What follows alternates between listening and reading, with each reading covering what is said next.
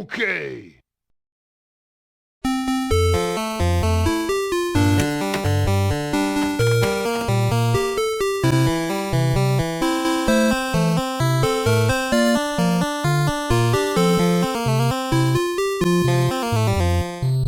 Man, it has been so long since I gave Donkey Kong Country a go. This game is an absolute classic.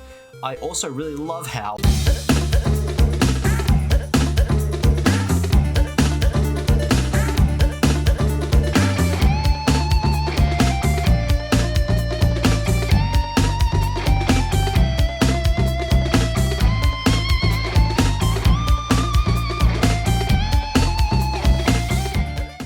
back in the 80s, Donkey Kong wasn't quite the big franchise we know it as today, rather being known as the jumping off point for the more popular brand Super Mario Bros. It wasn't until Rareware released the first Donkey Kong Country for the original Super Nintendo Entertainment System in 1994 that DK started becoming more of a household name. In 1999, Rareware took a gamble and released Donkey Kong 64, which gave audiences the first taste of what a 3D Donkey Kong game could be, and it was a resounding success. Despite the success and the unfortunate buyout of Rareware by Microsoft Studios, Nintendo didn't exactly know what to do with this series since Rare were the ones who breathed new life into it. The GameCube era is what I consider to be Donkey Kong's lowest point. Not because the games were necessarily bad, but because they were almost all gimmicky rhythm games that required the use of a set of bongo controllers.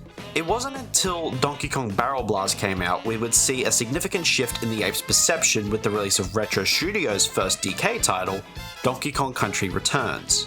For the past 15 years or so, Donkey Kong has been in the capable hands of this studio, being one of Nintendo's most talented subsidiaries. The same team that brought Metroid into the modern age with Prime on the GameCube, and soon will be doing the same thing with Metroid Prime 4 Beyond.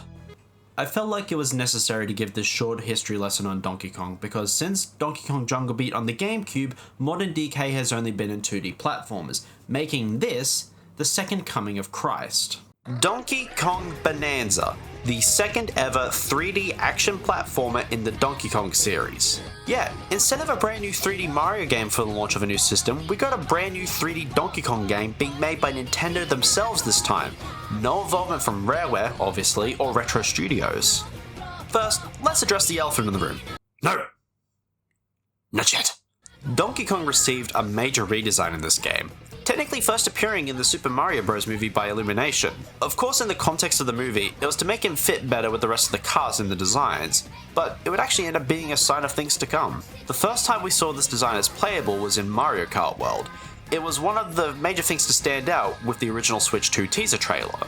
It honestly seems like for a while Nintendo has wanted to move past the Rareware days of DK, which is fair considering the dumpster fire who owns them at the moment. But it's still a little heartbreaking to see. The last game to feature this original design was the remaster of Donkey Kong Country Returns, which for some reason Nintendo really marketed the hell out of leading up to the Switch 2. Kinda wonder if it had something to do with this game being the next major release, but I don't know. This new DK design seems to take elements from the original arcade Donkey Kong, meaning the 2D artwork mostly, being a lot more round and friendly looking as opposed to the more brute-like appearance the Rare design had. I don't really know if this is the case or not, but the new design feels like they're trying to fold the DK art style into the same mold as Super Mario Bros. Due to some of the decisions they made here. I personally think it's a great redesign, especially with how they animated Donkey Kong. He's far more expressive than he was previously, while also having some of that great squash and stretch that Nintendo's been doing recently. And he doesn't look overly cartoony or cheap looking. The texture work especially on this model is really nice, having really good looking fur details all over the model and some really gorgeous material patterns on his signature tie and brand new set of breeches. I honestly can't wait to see what they do with this modern design going forward, as it's a great step in a new direction for brand synergy, even if I'll miss the original Rare design. DK isn't the only character who got a redesign in this game. We also see the return of Pauline, but as a 13-year-old child this time. I think it's a little odd.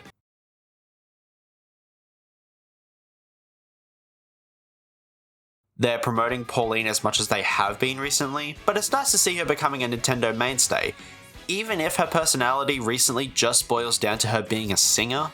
She's DK's companion character this time around, a far cry from how the series started. and also plays a decently large part in the story of this game and has some fun dialogue, even though the voice acting can be a little goofy sometimes. Can't sing? I'm not ready to. I won't do it. I can't do it! Ah! Her default appearance fits the world around her really well, and she has some nice notes to her usual design with the mostly red shirt. I like to imagine her trousers being blue with the red shirt is a subtle reference to Mario, further solidifying the connection to that franchise, as Donkey Kong has always felt a little disconnected. Not that her design in Odyssey was bad at all, but I think Bananza and Mario Kart World did a great job tweaking the character. She always felt a little bit outdated with the modern standards of Mario. The box art showcases both characters really well, and also shows what most of the gameplay consists of, with gorgeous looking renders. The back of the case does a decent job at advertising what the game features without spoiling too much about the adventure, and also features more renders of DK and Pauline with some shots of the actual in-game moments showing the line between CGI and in-game is becoming blurrier and blurrier. Like always, the inside doesn't contain a instruction manual, which I'll probably talk about in a future video, but we do get some nice pre-rendered art of DK and Pauline together, and it's absolutely stunning to look at. Really shows the strengths of the new design for our lovable ape. Donkey Kong has such a nice control scheme, feeling extremely weighty while airy at the same time. His jump arc especially is really good, having the right curve to it while also being very forgiving, unlike the DKC games. Precise platforming is way easier with how consistent DK's jump feels. Combat is also really fun, giving you a simple to remember control scheme, high attacks, middle attacks, and low attacks being marked as X, Y, and B respectively. Your attacks aren't just for enemies, by the way, it's also for the amazing terrain destruction system, which is immensely satisfying to play around with. Literally almost any type of rock can be smashed by your hand, helping you uncover chests, caches of gold, hex tokens, and on some occasions, bananas act as your skill points for this game, which can level up DK's capabilities, including stronger punches for tougher terrain, more health, some new moves, and increase your abilities when in Bananza mode.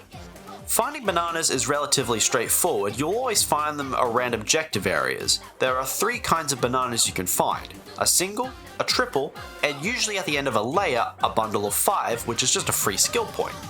Around the map of your current layer, you can find them scattered around, but you'll mostly get them through the challenge areas of the map. I'll talk about these properly in a bit. Bananza mode is essentially like popping a Mega Mushroom in New Super Mario Bros., making you larger and way stronger, able to punch through tough metal terrain and create humongous craters from how powerful your attacks are. To activate a Bananza, you need to collect gold chunks, which is super easy, and you'll likely collect the gold you need for your next Bananza at the very start of your current one, and press both L and R together to activate it. Your Bananza powers have multiple forms to suit different needs. The Kong Bananza is essentially your base kit DK, but stronger, letting you blast through metal you needed explosive rocks to destroy before, and hit enemies even harder with a charged up attack. The Zebra Bananza makes you move way faster than you could before, letting you lightly skip over loose snow, or even skim along water in some instances.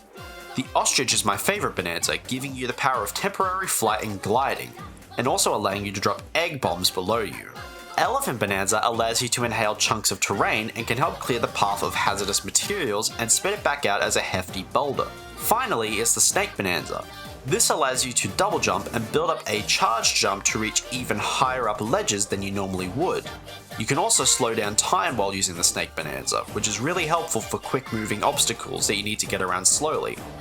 At any time while Bananza mode is active, you can switch between these forms to suit whatever you might need at the time, which can lead to some very unique and interesting playstyles.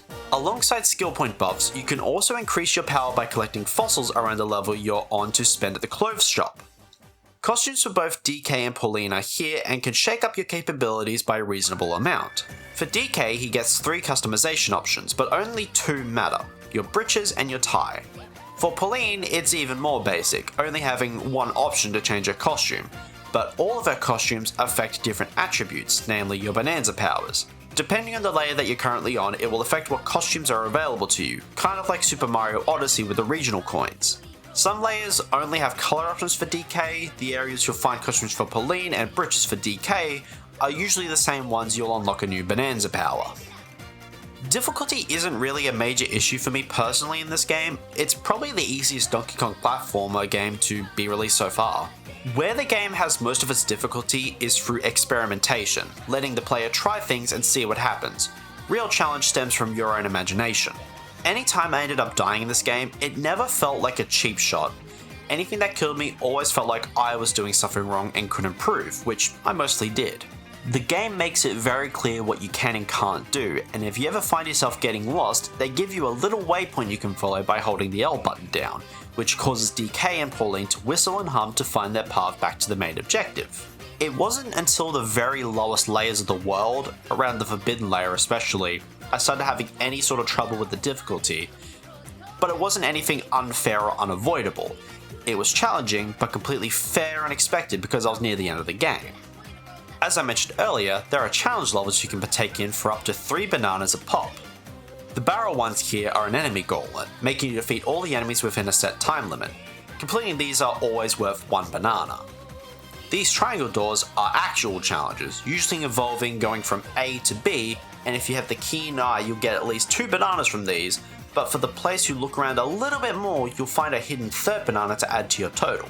These triangle doors can only be accessed when in a Bananza, which means the challenge inside revolves around the specific abilities of Bananza mode. My favourite one of any of these challenges is the one you find here in the hilltop layer, literally called Nostalgia Country, which is just a very short but so sweet romp through the first section of the original first level from Donkey Kong Country, with a great rendition of the original Jungle Hijinks theme. What can I say? I'm a sucker for loving tributes like this. Speaking of music, Jesus H. Christmas in July, they cooked with this soundtrack. There is a lot of leitmotifs you can hear throughout the game at different points. Like beating a level, you can hear a bit of the Jungle Hijinks.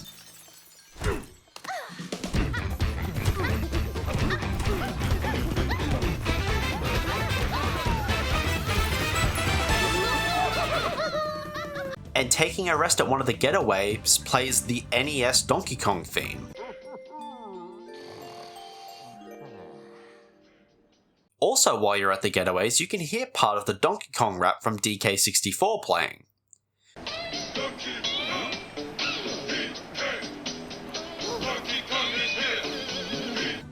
It's not the full thing unfortunately, but the chorus part is here and intact. Each one of the Bananza powers has its own theme, making them some of the few tracks to feature Pauline giving vocals. The lyrics are a little difficult to decipher, always being heavily enunciated to sound consistent with the Konglish voices of every other character in the game, but when you really listen to the lyrics, they're really clever and catchy. My favourite tracks ended up being a tie between the ostrich and the elephant, simply because I catch myself humming those themes when I'm at work.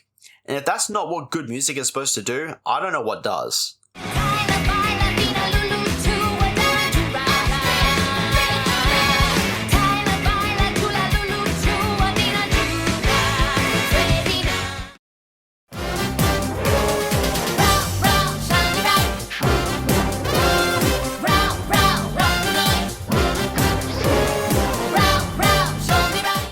My preferred method of playing this game was in handheld mode, being able to easily pick up the game, grab some bananas and fossils, complete some challenge levels, and put the game back down without any issue. But of course, with the nature of recording this game, I had to put my console into the toaster and play the game on my monitor. The game runs really smooth, like consistently 60 FPS for all areas of the game in docked mode, and in handheld mode was just as good. I did notice some frame rate drops during really intense scenes, but it didn't ruin my immersion of the game at all. If anything, it showed they were using every inch of the hardware to its absolute limits. But it could also be down to my capture card not being very new, as this sort of thing happened when I was just playing something like Animal Crossing through Discord streams without even recording. The Joy-Con 2 controllers felt amazing for smashing through rocks with great vibrations and fantastic input through the controls with no lag. Once again, the Pro Controller feels great when playing these games, and for Donkey Kong Bonanza in particular, it felt really good. Even if I didn't use it as my main control method, it was still nice to give it a try. Continuing the traditions of playing these newer games on weirder or older controllers, I gave the GameCube controller a spin to see how it felt, and it works surprisingly well for this game in particular. Since your jump button is A, the GameCube controller is actually the ideal layout for Bananza, since all of your attacks orbit around the central jump button. The only real downside of using this controller is the lack of a proper left Z button. Before I roll into the story section of this review, I want to quickly talk about DK Artist. This is just a fun little side mode inclusion to make use of the Nintendo Switch 2's mouse controls. You can make anything you want as long as it fits within the boundary the game sets for you, and use different materials for colours and textures to truly make your sculpture your own. My art skills are a bit lacking, but I appreciate the fact they included something that could potentially turn some kids onto the idea of becoming 3D modellers themselves. It's a great move, honestly. The story ended up surprising me more than I was expecting it to. Starting off nice and simple with Donkey Kong and the other apes from Kong Island mining for gold and bananas, when suddenly the corporate monkey named Void Kong attacks and starts drilling down to the core of the planet and taking all of the bananas with him. After a massive cave-in occurs, DK wakes up and sees that everyone has been sunk into the massive hole. Along the way to try and find a way out, he encounters a purple rock who we only know as Odd Rock. They're naturally scared of DK at first, and I don't fucking blame them. If I was their size and I had this face staring at me, I'd also be shitting bricks. Eventually, Odd Rock realizes we aren't a threat and joins us on our quest, which leads us deeper into the sinkhole to a whole world under the crust of the planet. While we're down here, we learn that Odd Rock likes to sing and they're able to disarm certain things that were blocked by Voidco tape. After collecting some of the lost bananas and helping out the locals with their water problems by destroying these sound suppressors, we encounter the Elder Kong, who teaches us the power of the Kong Bananza and breaks Odd Rock into their true form, Pauline. As we continue through the layers of the planet, we encounter more threats from Voidco and learn they're heading to the core of the planet which holds the Banandium root, which can grant any wish to the user. So our primary goal is to stop Void Kong and his crew. During the travels, we meet the elders of the various tribes and gain their Bananza powers, helping Pauline grow in confidence to perform in front of an audience. When receiving the Kong Bananza, she's completely nervous about performing at all, but as we meet the various elders, she feels slowly more comfortable in front of the audiences and backed by DK's chest pounding to sing a new Bananza. By the time we reach the final Bananza, the snake, Pauline asks for DK to give her a drum beat as she leads the song. You really feel a strong bond form between these two characters throughout the story, with Donkey Kong going out of his way to help Pauline when he only really cared about bananas at the very start. There are various points when you rest at Getaways where Pauline will ask you a question, which gives some insight into her character, thoughts on current environment around you, moments that have happened recently in the context of the story, and just general cute moments where she tries to wear your tie. And in typical DK fashion, you really don't have anything of value to add to the conversation outside of wondering when your next banana is, you potassium pining fiend. Once we get to the junction layer, we get to fight Void Kong head on for the first time, taking us through some of the different layers we've already explored as he steals more bananas to power his drill. It's a pretty decent, if a little bit easy fight, making use of the Bananza powers you've unlocked up to this point, using your rock throwing ability to smack down on Void. Plus, it's nice being able to revisit locations you might have only breezed through briefly before. Throughout our adventure, we also get to fight Grumpy Kong and Poppy Kong a few times, and they also make decent use of your Bananza abilities. Poppy mostly uses invisibility and speed to try and take you down, which makes good use of the Zebra and Snake Bananzas in their respective fights. And Grumpy Kong is usually more about brute strength, making great use of the Kong and Elephant Bananzas. However, I have found some success using the Ostrich against him too. During our adventure, we run into some familiar faces. In every layer, you can find Cranky Kong and Rambi the Rhino, where he'll give you some practical advice and a bit of jovial ribbing about how lazy you are. Every first encounter with him will reward you with a banana, so it would be pretty smart to go out of your way to find him in every unique layer where you can. There is also a layer dedicated to holding Diddy and Dixie Kong. This is one of the more gimmicky layers in my opinion, as its inclusion feels a bit like an afterthought. Diddy and Dixie force you to race on Rambi and reward you with a cannon barrel up to the top of the trophy and a triple banana. Personally, I think that this was a bit of a drag, not because it wasn't fun, but because it's kind of forced upon you as mandatory instead of being an optional side thing you could do. But again, that's just my opinion. As we encounter Void Kong and the Elders, they reveal that Pauline singing is the key to harnessing the Banandium root's power.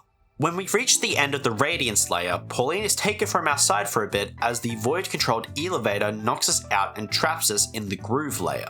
For a while, we have to play without Pauline and our Bananza powers, working with Poppycong to tempt the big elevator to come back to this layer so DK can jump in and save Pauline, who was turned back into Odd Rock for a while inside the eel.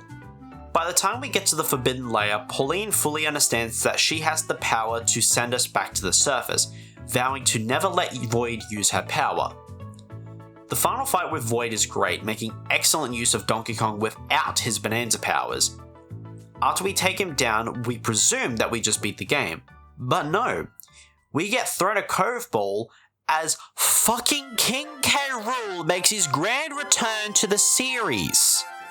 This reveal absolutely floored me, since as a twist it worked really well because there wasn't any real indication he was even going to be in this game leading up to launch, and the warnings from the NPCs on the Forbidden layer now make way more sense as to why they wanted us to stay away so bad. The last layer is complete fan service. The enemies you faced up to this point and would always look like gold skeletons under their rocky exteriors, but now they're replaced with the Kremlings from Donkey Kong Country, finally explaining what they were skeletons even of. This last level makes good use of all of your Bananza powers at various points, while also leaving the same amount of room for experimentation as before. Finally reaching what I can only describe as DK's version of the Super Mario Galaxy Center of the Universe, because of the great visual design here. Seriously, it is the exact same goddamn level. The fight with K. Rool is chaotic and challenging, once again making great use of your Bananza powers, which by the way is completely unlimited in this section, meaning they really intend for you to play this in Bananza mode. After defeating K. Rool, we get to start heading up and for the credits to start to roll. Or so you thought, bitch! That's right, there's more game to be played. A survival section against King K. Rool as he tries to seize the power of the Banandian Brute and knock you back down to the core of the planet. After passing this section, we find ourselves at a familiar location, New Donk City from Super Mario Odyssey. Everything seems all good and tranquil, and you think the game will finally end here. But wrong, there's even more game! K. Rool finally gets control of the Banandian Brute and turns New Donk into a Kremling-infested hellscape, urging DK and Pauline to finally put an end to the mad crocodile. This last section was incredibly fun and challenging, being able to use all your Bananza powers for an unlimited amount of time for this last romp, really making the stakes feel very high.